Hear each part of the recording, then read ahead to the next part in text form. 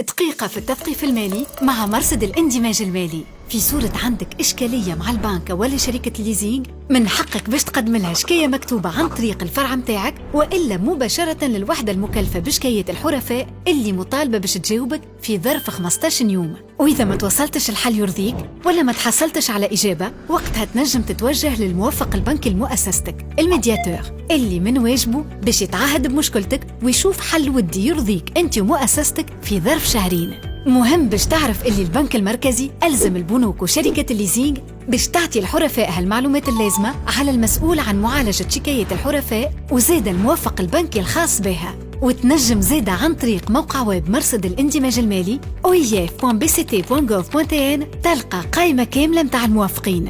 وتهنى إجراءات التظلم سواء في البنك أو عن طريق الموافق البنكي مجانية.